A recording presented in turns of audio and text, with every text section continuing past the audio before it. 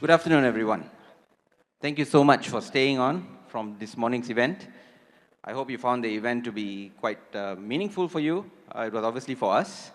I think for most of us, maybe it's a bit of a relief also that the event is almost halfway through. My name is Adrian. I am the Chief Executive Officer of MyDIGITAL Corporation. And as you may have heard, it is the entity that will incubate the National AI Office for the next 1 year. We will dive into the details of what the word incubation means and what we intend to do. But before I do that, I'd like to introduce the two panelists, Mr. Fabian Bigar, who is the Secretary General of the Ministry, and Mr. Sam Majid, who was recently appointed as the head of the National AI Office. So welcome to the panelists. I'll dive right into it. The National AI Office was agreed to be set up by the Cabinet, as most of you all would have known, on the 28th of August, 2024. And it was obviously launched this morning. And it's for incubation period of 1 year, at which time there are some deliverables that will be produced. One of it being the long-term structure of what the National AI Office would look like after 12 months. Would it be a statutory body? Would it be an agency? What is the long-term goals and objectives of the office?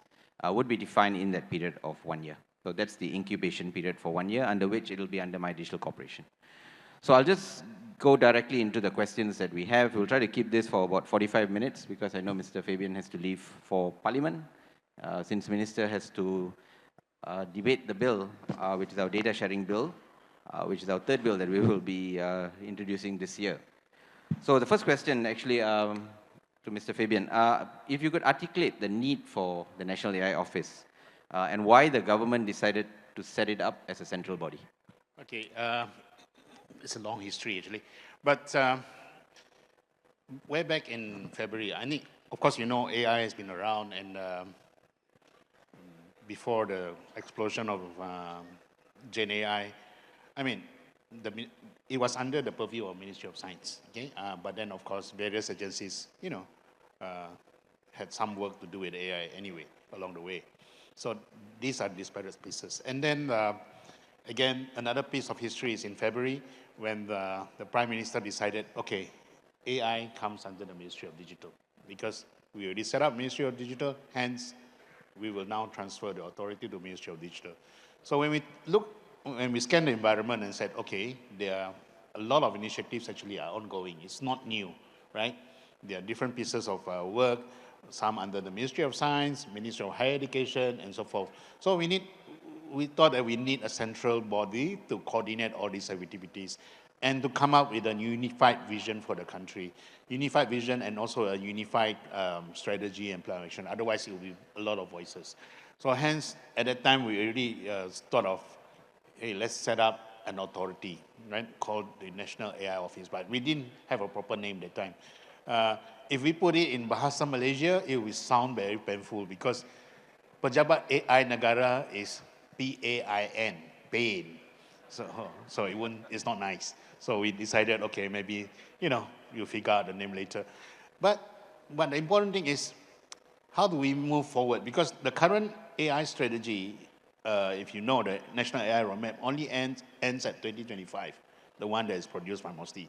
So the job of the new AI office is to, with the current, you know, trend of AI trend, I mean, the explosion of Gen AI and, you know, the speed of things, how do you actually figure out what to do in the next 5 years? So this job is now his job. Okay, so we went to Cabinet and said, these are the things that we need to do. We need a central body for AI. We need to figure out what to do next 5 years. And we need to know and understand how to adopt it in various sectors, including the public sector. So somebody has to coordinate all this. So that job goes to Mr. Sam. So Cabinet agreed, and we sort of, okay, we don't want to make the mistake of some of the agencies before. While they're doing their work, we have figured out all the administrative things, hence we put it under MyDIGITAL to ensure that they can focus on doing the work. These guys can help with the administrative matters. Hence, that's what we call incubation period for 1 year.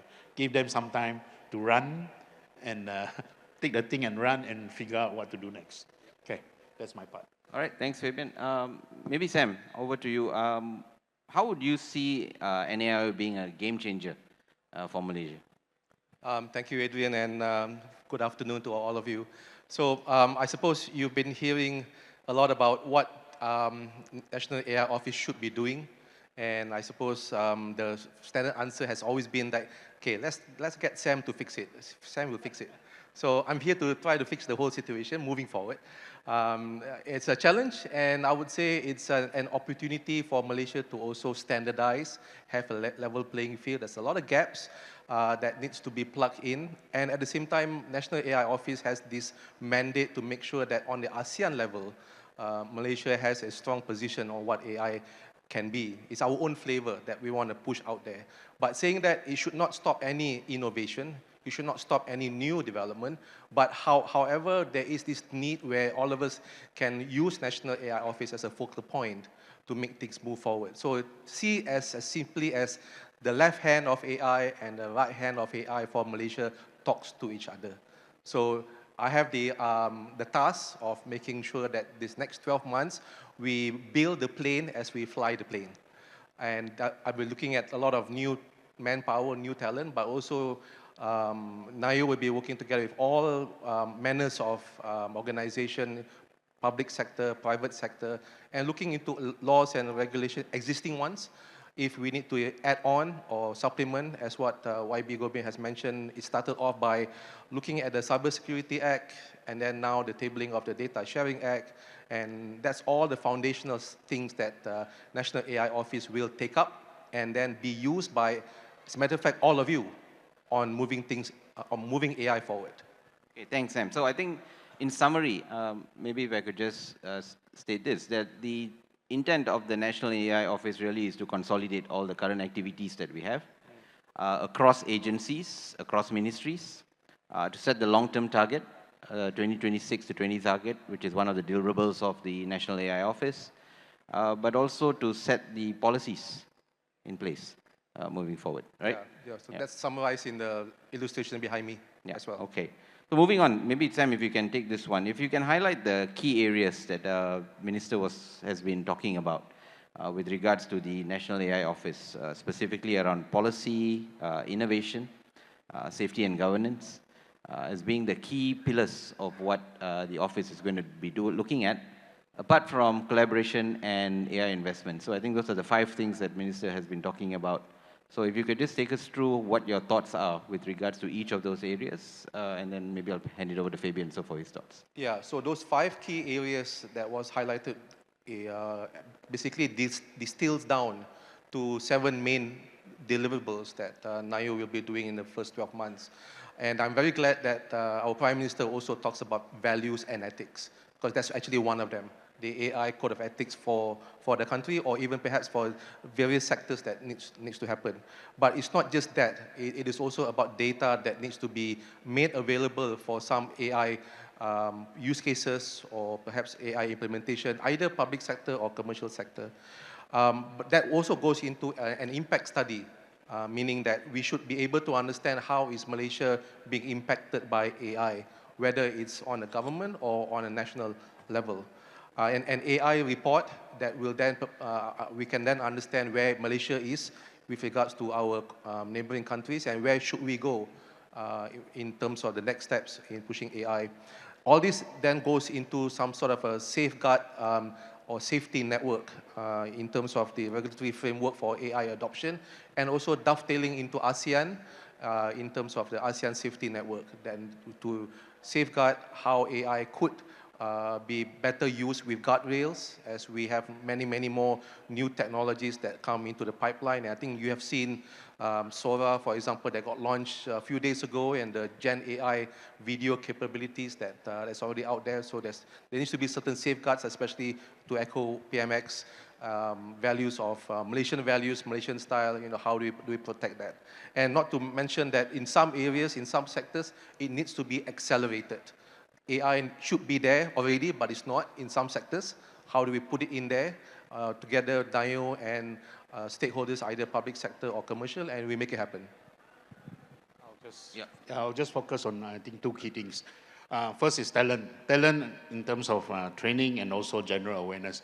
I think the work has started before, even before NAIO was set up. As you all know from at the back in our booth later you visit, we started with the AI for Rakyat. It was an initiative that we actually, in MyDIGITAL, we worked together with Intel to come up with a mass, how do you call it, mass awareness program for citizens of all ages and all walks of life. And of course, we are moving on to generative AI and so forth for Rakyat and all that. So on education, I think other than just mass killing, we're also going to talk to the education sectors, especially higher education and Ministry of Education, or how do we actually embed all these AI-related training programs or syllabus into the education system. I think that's one of the key things that we need to do. And another thing that Sam mentioned just now was about ASEAN, our chairmanship of ASEAN next year. So one of the, what we call PED, Priority Economic Deliverables for ASEAN chairmanship next year is the declaration of an ASEAN AI Safety Network that's proposed by the Ministry of Malaysia. So this is actually a network of institutes or organizations, just like what the one that Sam is heading, to look into safe AI. Generally, AI for safe use, or AI for good, not for the bad things and that you can imagine.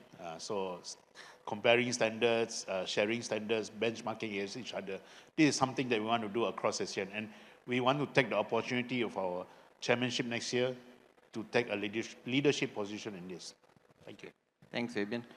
Just sticking to the topic of policy, Malaysia launched the AIGE guidelines about 2 months ago.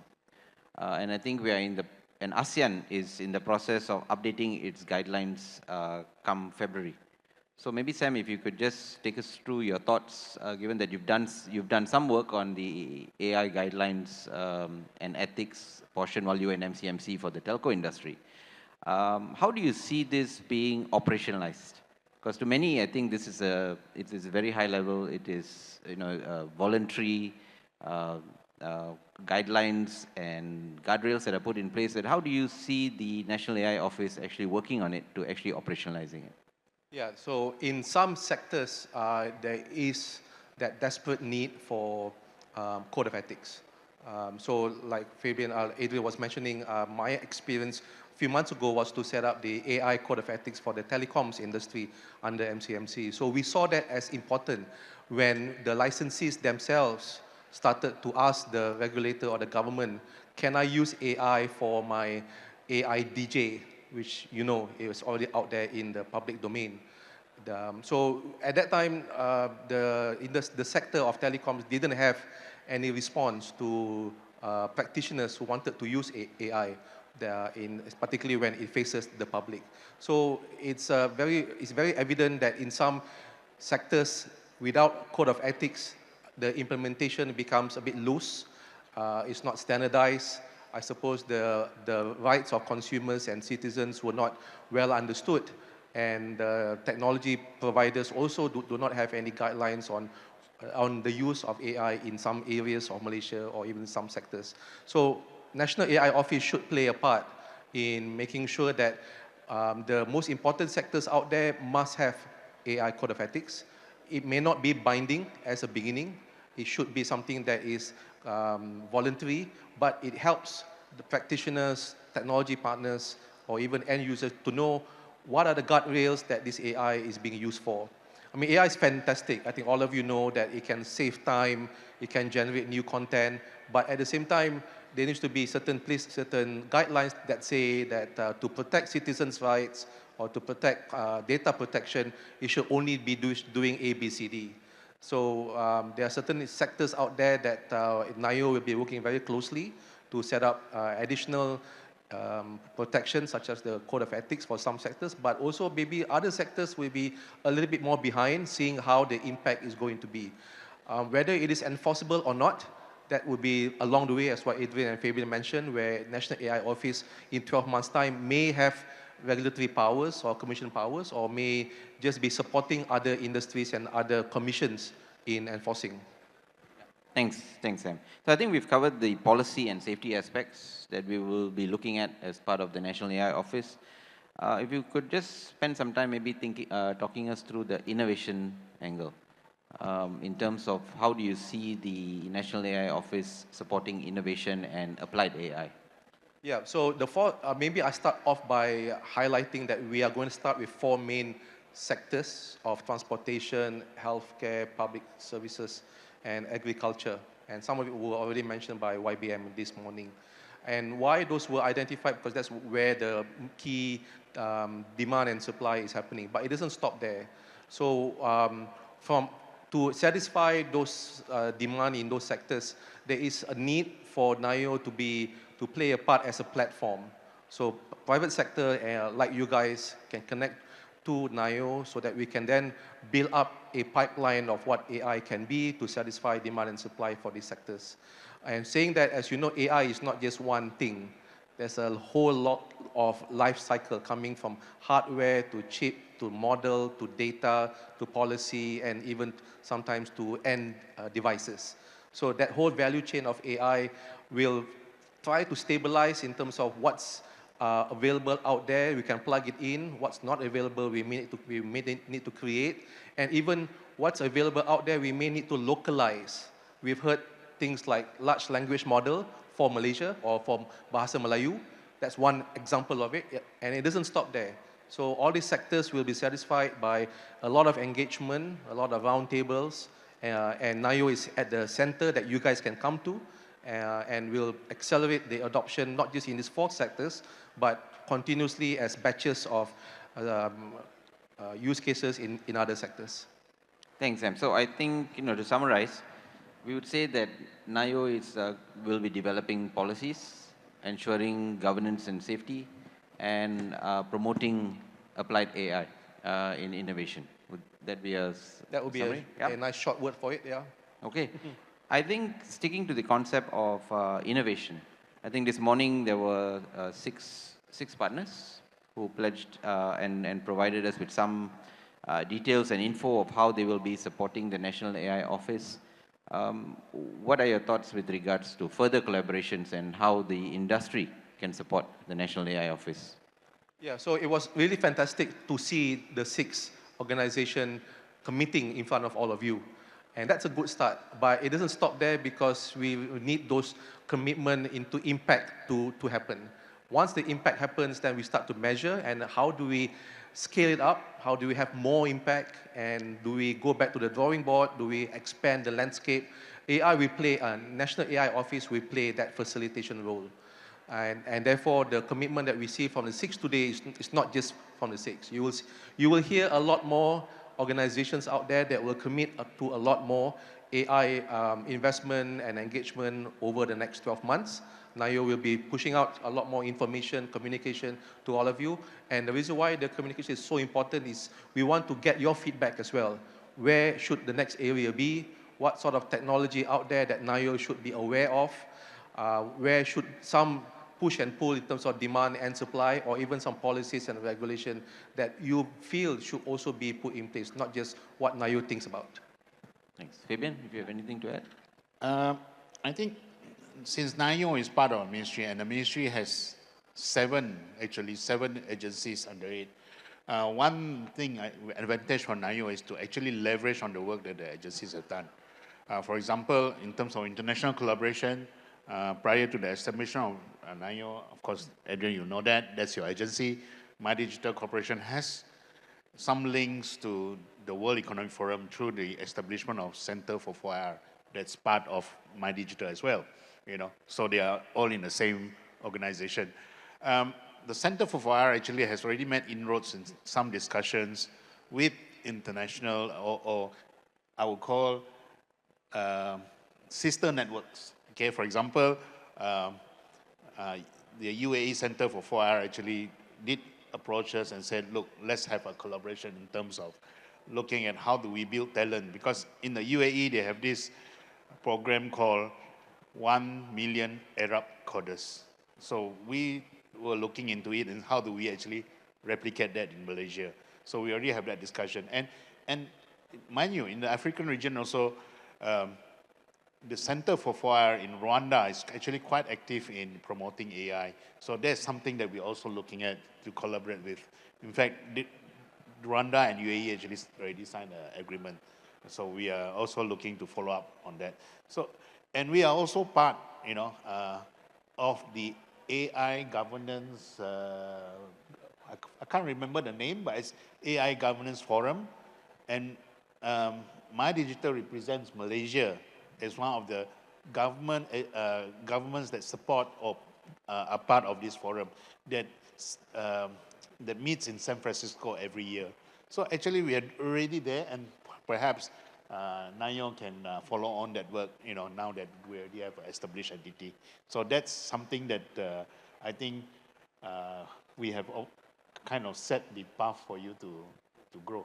Thank you. Thanks, Fabian. So I think just to elaborate further, the Center for 4IR is under MyDIGITAL Corporation. It will be a strategic partner to NAIO in terms of thought leadership, in terms of providing international collaborations. And I think from NAIO's perspective, I think we look forward to more partnerships with the local industries. The 6 that were on stage today is just the start. Actually, there were more that wanted to actually participate this morning, but that's on us, that we couldn't accommodate everybody. But we have a lot of demand, actually a lot of interest. And we look forward actually for NAIO to building more partnerships in order to accelerate applied AI moving forward.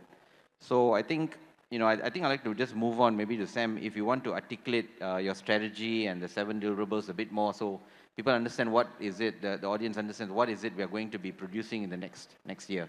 Yeah. Yep. So the 7 that Adrian mentioned is what was presented behind me, and I will not repeat that, but maybe a few key things. Number 1, NAIO is open for business as per the launch today. So you can reach out to our website and understand what is the 12 months that we're going to go for. You can collaborate with us on any of those areas. As a matter of fact, if you want to also participate in terms of skin in the game, what is it that you can help Malaysia to accelerate either in all those 7 or something new that we haven't mapped out yet. Saying that, all over the world, progressive countries, especially those on the leading edge of what AI is, Singapore, UK, EU, US, all have something similar like NAIO. They represent a focal point for the country, for investment, for innovation, for partnership, and NAIO will play that part as well. So to move those 7 is just the starting point, but it's about continuity and making sure that we don't work in silo. I mean, myself coming from industry, now part of NAIO, I do appreciate that industry needs to know who in government should they talk about when it comes to something new of AI, or maybe some concerns of AI, or Malaysia should have something about AI. So please come to NAIO. Our business now is open. The website is available. You can contact us, and we can then set up many engagements that will be part of those creation of the 7 deliverables, the AI impact report, the code of ethics, understanding how data can further be unleashed to drive certain use cases, the 4 sectors that I mentioned earlier, and ultimately helping where the country should be in terms of the journey of AI 2025 to 2030, the next blueprint of Malaysia when it comes to AI. Consequently, it should drive the next economic blueprint, as what we heard from our Prime Minister. And overall, to position Malaysia, and NAIO will position Malaysia side by side to those that already have an AI office. So I think I've heard from the industry that when it came to certain engagement, Malaysia was missing in terms of some AI conversations. So now we will have representation at those forums or circles so that we can actually bring voices from Malaysia to the world, or perhaps the AI development and new things into Malaysia. So that's where I see the generic game plan, and AI can't do it alone. You've heard from Adrian that it is a startup, so we are going to be building the plane as we fly it, and we are hiring as we speak now. But it's not limited to the people that we have. I'm very open to hearing from any one of you if you know of any good skills or good people that we should be having. Thank you. Thank you, Sam. I'm going to ask one last question, and then I'm going to open it to the floor. So if any of you all have any questions, please prepare your questions. Maybe to Fabian first. What do you see the main challenges being in terms of the National AI Office, at least locally, and also in terms of us positioning ourselves internationally? Okay. For me, the first challenge is actually from the experience when I was in your shoes. When we set up a new entity in government, normally, frankly speaking, we tend to be like startups, right? We tend to be like startups because this kind of entity, they are not actually they are part of government, but they are not part of the bureaucracy. So I think you tend to be alone. That's why we actually incubated in MyDIGITAL, because so that MyDIGITAL can support NAIO, because I think that problem has been solved. Because in our experience at time, we had to do the work at the same time set up our entity, you know. So it took us 5 years to register the company under that. So that has been taken care of. So I think that part, I think NAIO checked the box. But now moving forward, how do you position yourself up there, you know, national? So we need support. We need support from the industry. We also need support from the rest of the government to actually say that, okay, now let's deal with NAIO. There's NAIO, and even in their conversations to the various partners outside, because this AI piece was somebody else's territory before, right? We are just coming in. Now, we of course need people to come and say, look, you know, the new fellows who come in, the takeover is the Ministry of Digital through the NAIO office. So we need that kind of support to amplify the message. Of course, NAIO itself also have to do something to promote. And in government, we are always very poor in promoting ourselves. So I think we need to improve that. We need to improve the messaging and getting our message across and getting heard.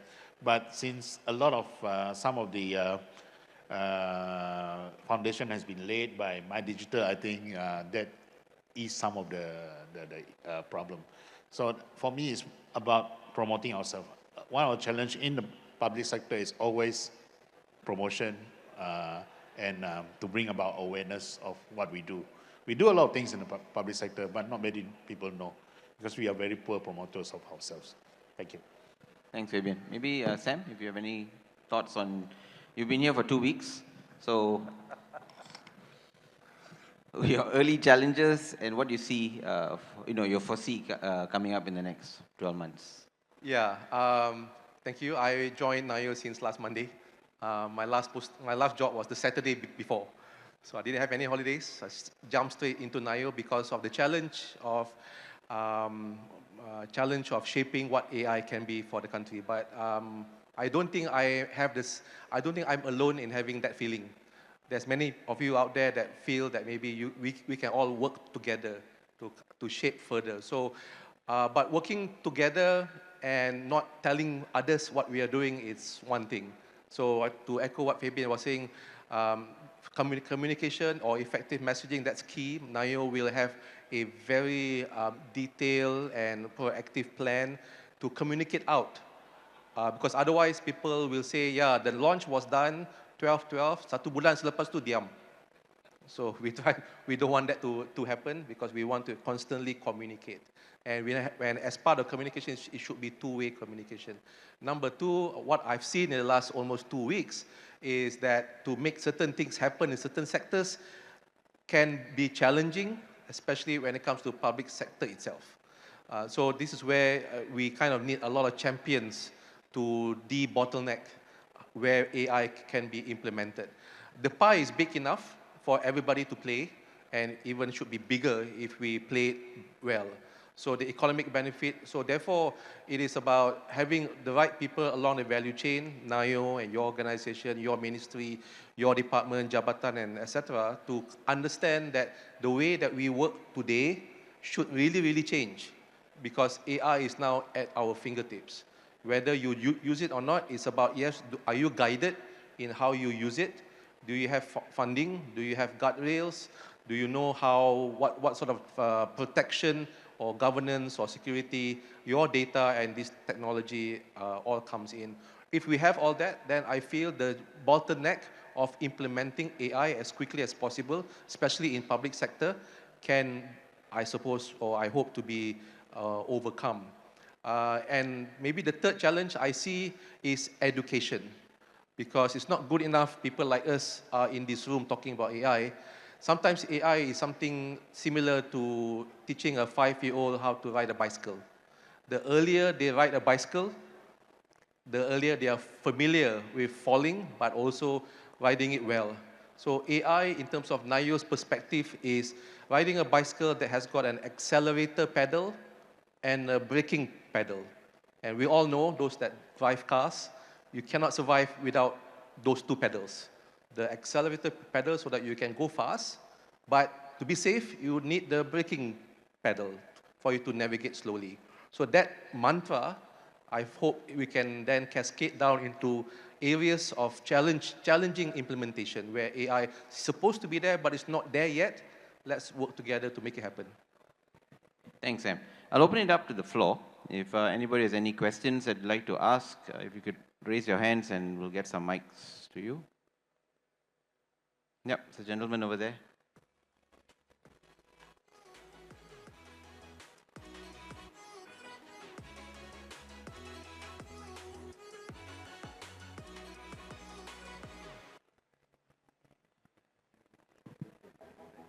Hi, can I go first? Yes, please. Congratulations, Sam. Yeah. Alhamdulillah, baru 2 minggu ya. Okay, so I have a fairly government punya question lah. Okay, as countries like Singapore, China, and US, they are making significant advancements in AI development and deployment. So how can Malaysia position itself as a competitive player in the global AI landscape? So what strategies should be prioritized to ensure that we don't fall behind in this very critical area? Thank you. Fabian? Okay, maybe I start first because it says very government. I think the first thing is to recognize we have already made a step. That's why we set up the office and we thought we will make sure we consolidate all the various initiatives and have a unified vision to move forward. Second thing is to recognize that what are some of the issues that we are facing, some of the challenges we are facing. I think number one is talent. We cannot deny that we need to understand or take a stock take of what are the, what's it like in Malaysia? What's the landscape? What's the supply and what's the demand like? I mean, I know there are studies done by Talent Corp recently, but I think we need to understand this and how do we make sure that our graduates come in, fit right into the industry? Because, in the past when we were doing E&E and semiconductors, up in Penang, we actually had to set up PSDC to ensure that our graduates or engineers come out, need to be trained again before they enter the semiconductor or E&E factories in Penang. We probably have to do the same thing for digital and AI, because if you want to sort of modify the education systems, you need to, of course, but it will take time. So what do you do in between? I think we need to take a look at that and look at what are the stopgap measures to actually ensure that whatever we produce now can be used in the market right away. So that's talent. Of course, strategies on all that, I'll leave it to Sam to answer. Then, of course, how do we actually attract investments in AI? Because investments leads to transfer of technology. How do we ensure that these investments actually do that, and transfer it for us to actually leverage on whatever technology is from outside, because we are just a small country and we are not high in the IP kind of, in the sense, right? We are not creators. Of course, we aspire to be creators, but we are not there yet. So these are some of the things that we need to look at before we go for AI. Sam. Thank you, Fabian. And maybe I echo a little bit and I carry on with something else. When it comes to the upskilling or training of human resource, I feel that experts should be out there to tell people that it's not good enough to learn, for example, Microsoft Excel. You got to learn about Copilot and Microsoft Excel. It's not just Excel, because those days are gone. You have to learn about what AI can do in those ecosystems rather than learn the ecosystem itself. So AI needs to be in every component of learning, especially micro-credentials or anything past secondary school education, so that then it becomes a short snippet of learning what AI can do with those tools. Those tools have now been turbo boost by having AI in the picture. So I feel if all the syllabus out there, Coursera or anything else that still talks about the traditional ones, I think we need to dump that and add on things that are just very AI flavored, so that we learn the maximum amount of productivity and time saving that the AI can do. That's on the productivity side. But to answer Encik Anwar's question on how do we compete against those countries that have started earlier, faster, and much more, I would say number one is not to boil the ocean. Every country has got their own angle of where they want to take AI. Singapore, you may know about Sea Lion. They have their own large language model when it comes to ASEAN language. Malaysia should have its own story. What do we stand for when it comes to AI?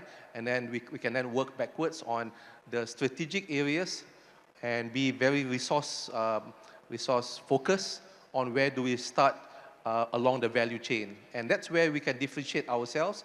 We don't need to spend just as much money as those countries, but we need to be smart about it. What is it that Malaysia is different compared to the other countries that have started maybe AI 3, 4, 5 years ago, spend 10 times more, but we don't need to spend 10 times more and get the same results. We can actually spend much, much less. But so it cascades back down to human talent, some strategic plans, a distillation of our value system, what Malaysia economy really stands for, and AI as an icing on the cake, that we must focus on key areas. And AI, as all of you know, has got this vertical stack. It's all the way from connectivity to edge to GPU to models to data sets and everything else. Do we want to champion all the vertical stack, or do we want to be focused on certain key areas? And that's what Malaysia is good for. Thanks. I think the gentleman over there, yeah. Hi, my name is Sriman from Garanto Academy. We are AI Training Excellence. So Sam, you mentioned that, NAIO is same model as Singapore. It's AI Verify Foundation. It's by IMDA. So are we going to leverage that frameworks which are being built quite some time on the AI ethics, like AI 2.0 and AI risk and MindForge, which has been developed quite some time, and they are also taking the feedback across the Asian markets. So are we going to leverage these frameworks, any area of, are we going to build the new frameworks? Yeah, so good example, but we certainly shouldn't be just copy and paste other people. So saying that, like I mentioned, there are other countries out there that started off AI much, much faster. Framework, regulation, and Malaysia needs to find its stand. If you over-regulate, I think the example of EU Act, then you kind of stifle innovation and investments will go elsewhere. But at the same time, if you go the other side, where regulation and the framework is not there, then it's wild, wild west. People don't have any safety or safeguards or trust when it comes to the output of AI. So there's the two extremes. Malaysia needs to find its space, which I think we are going to do really well via NAIO, because there'll be some focus there, and learn from what works what works in other countries. Yes, we are not the same between countries, but what works over there? IMDA is a lot more simpler in terms of the government structure compared to Malaysia, but the framework and where they have started off, we can learn from Sometimes we don't really need to reinvent the wheel. But Malaysia has got its own style and approach and value system, which I think should actually have its own signature. So I would say watch this space, because we have 12 months, and we'll probably come to a landing on something quite unique and maybe represents what Malaysia is. Okay, thanks, Sam. So to summarize, we are open to best practices globally. We will adapt them to the local context of how and what is best for us to use.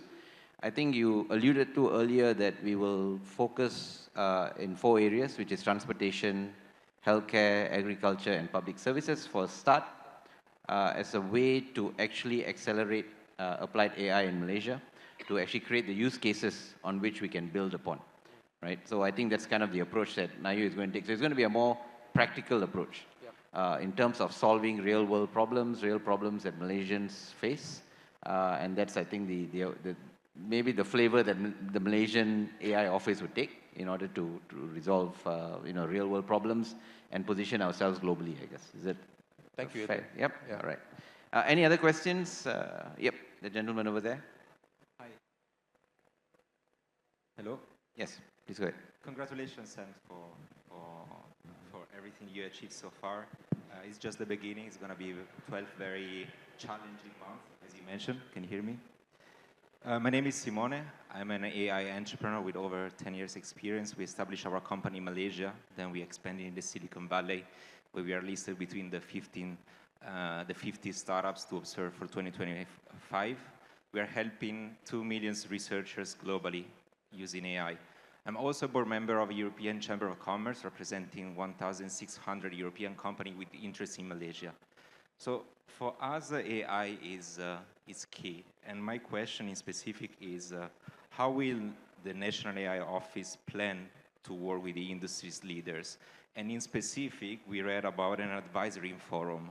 So my question is, how this forum will help navigating the challenge, and who will be sitting in this advisory forum? Okay, so I lost you there. What forum? As an advisory panel. Yeah, so thank you. NAIO is a startup. We have a budget for a limited amount of people on board, but we are open to additional injection of advisory, contribution from industry, like an advisory panel. So it's, to me, our doors are open for us to evaluate, for us to receive and evaluate any areas or professions or skills that you think we should have as part of a nation-building AI platform or AI ecosystem. And from that, obviously, the direction is to make sure that we focus on those 4 sectors as a start and those 7 deliverables, but the contribution of advisory or skills from experts like yourselves, much welcome. So maybe I think one of the questions that I think where the question is coming from really is about in terms of how we are going to develop our deliverables.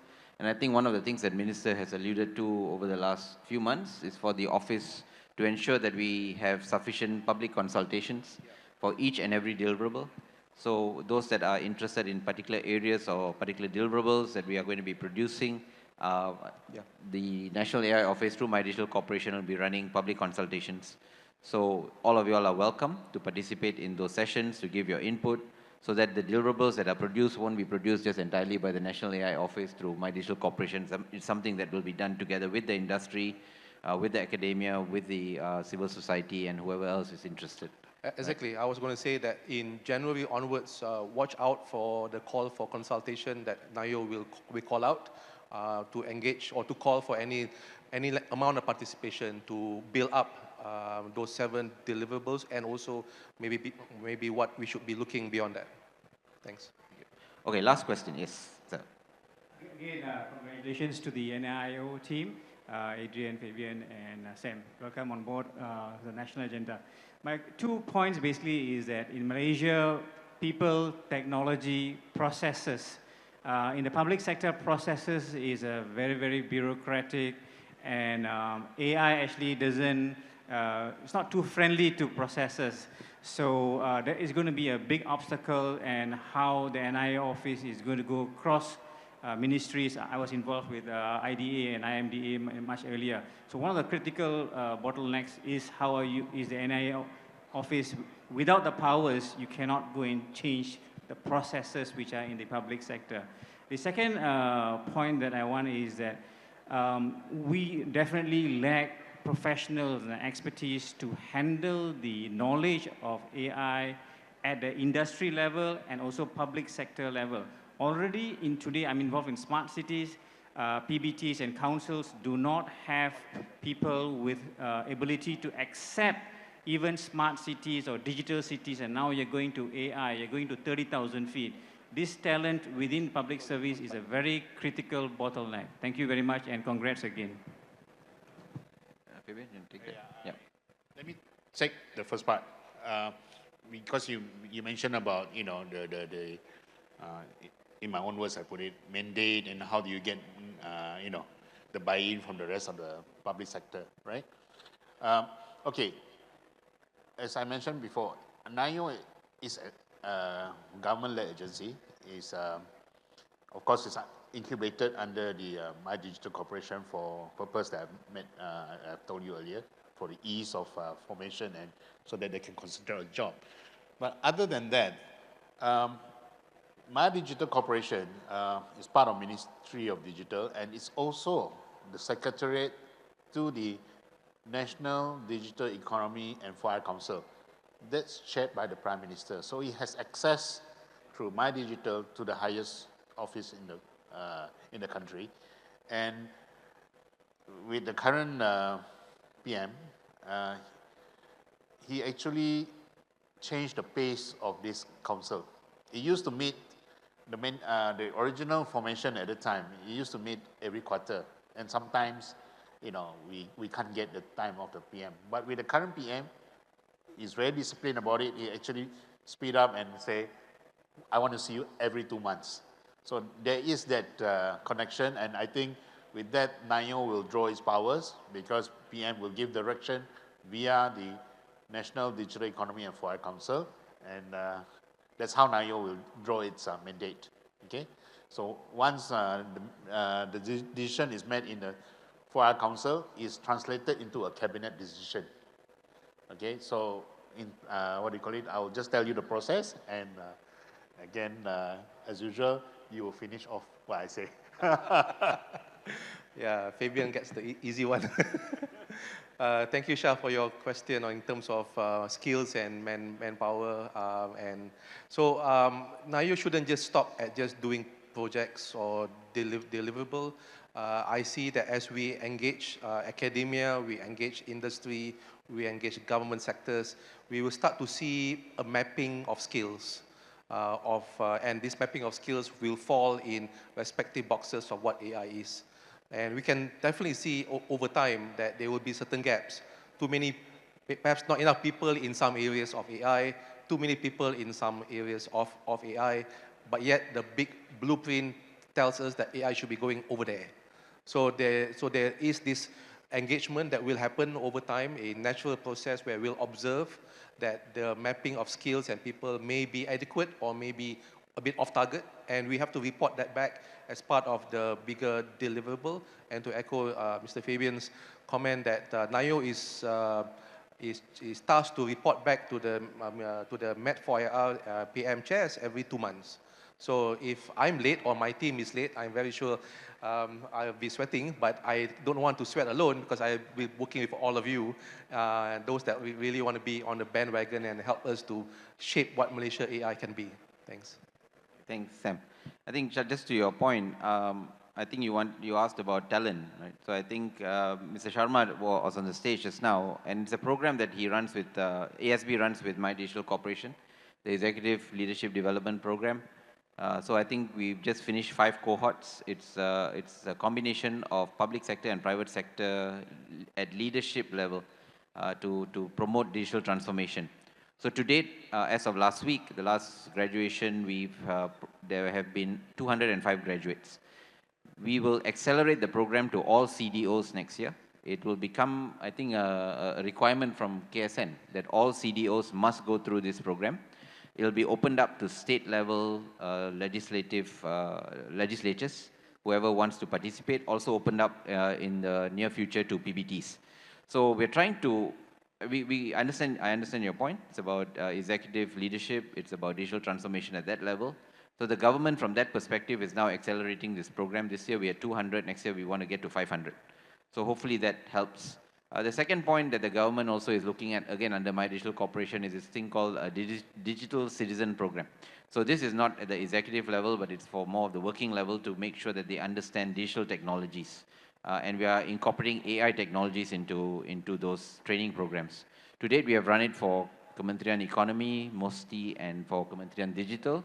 Next year, we are opening it up to everyone else. So hopefully the level of understanding of digital technologies, of AI, of quantum, or whatever else that comes along is cascaded from top to bottom. So right now, we've got some mandate from KSN to actually cascade to the CDO level, to the KSU level, TKSU level, and then I'll move it to the states, and then at the bottom level. So we're working with Professor Sharma and ASB on this program. So hopefully that addresses one of your problems. The other one, like Sam mentioned, I think to derive powers, we're actually getting it from Med4IR. And there are many initiatives in Med4IR. Most of them are asked to report every 4 to 6 months. But for NAIO, it has been requested or mandated that it be reported every 2 months. So hopefully we get to address any issues that we have quickly. All right. I can take one last question. Yeah, because we have to head to Parliament after this. Yes, sir. Right in front. Yes, hello. I've got somewhere. Okay, my name is Muhammad Hafiz. At the back. Yep. I'm asking as a general member of the community. Okay, AI is without a doubt useful for objective work such as documentations. However, there is a huge negative perspective on AI on the artistic side of the community. Is this a topic you aim to address as NAIO, or is NAIO more focused on the industrial side of things? Thank you.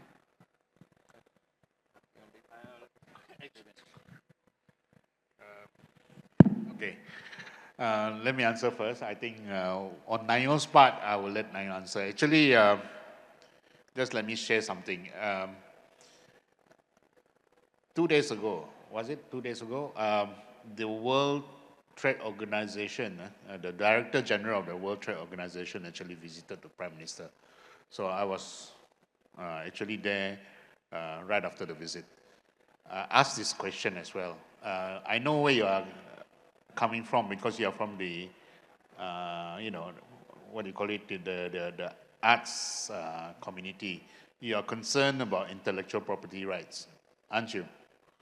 Because you're concerned about generative AI being able to reproduce artwork that you may have produced before and not, you know, you don't get any compensation for that.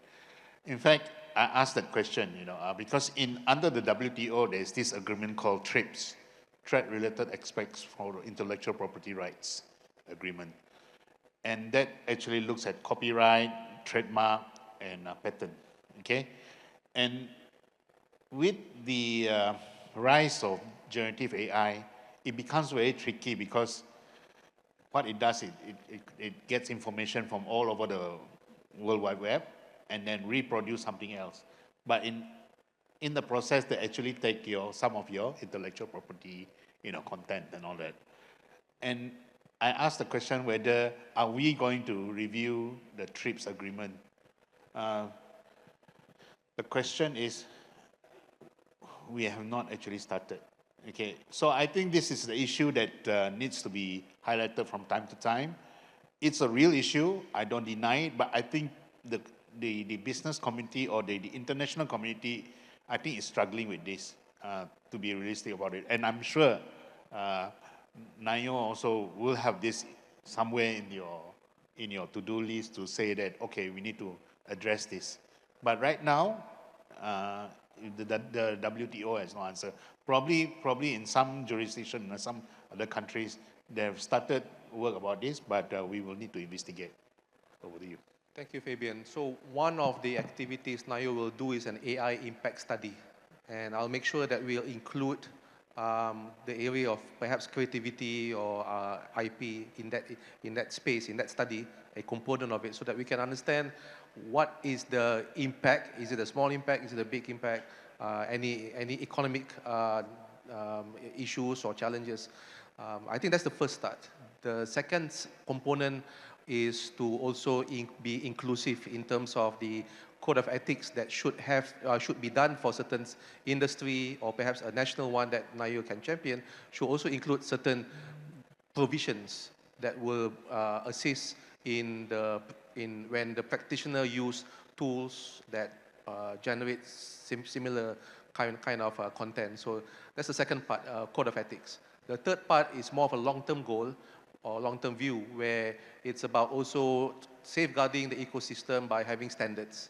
And there's a lot of standards out there, but I think in the space of AI, the standards are not really there yet for Malaysia. So there's a lot of incorporation of international standards. So that's the long-term view. Okay, thank you, Sam and Fabian, for your time today and your insights. I'd like to thank the audience for your patience, your participation, and we hope to keep the conversation going. Today is just a start. It's just a launch of the office. We hope we've given you enough information at least to get the conversation moving forward. We thank you once again. Lunch is served, so hope to see you all again soon. Thank you. Okay, so thank you, Mr. Adrian, Mr. Fabian, and also Mr. Sam for the insightful session.